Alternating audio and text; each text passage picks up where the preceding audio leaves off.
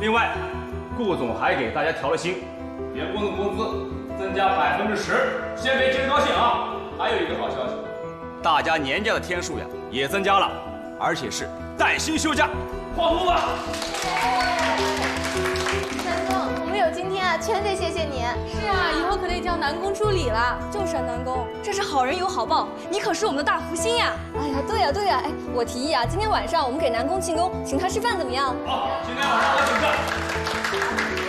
今天晚上我请客。锦溪啊，过来坐坐吧。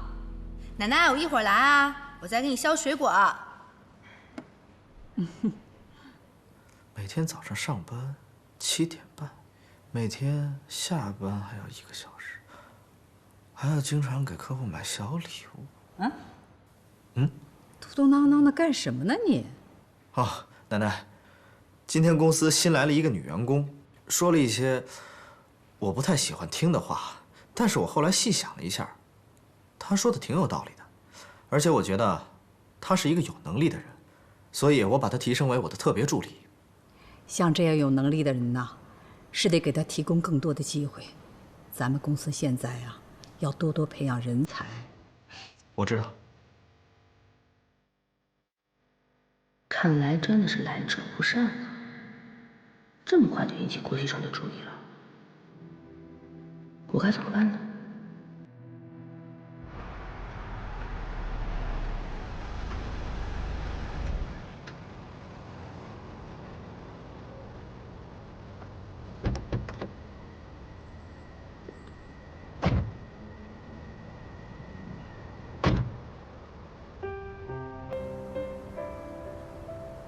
干嘛拉我来这里？想到一些以前的事情，不自觉就开到这儿了。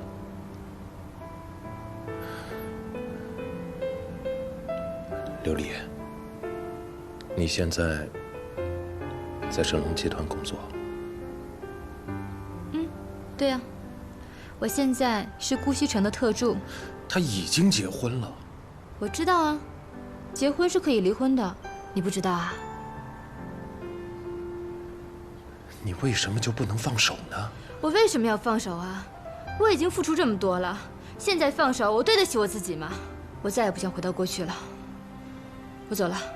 哦，还有，再也不要给我打电话了。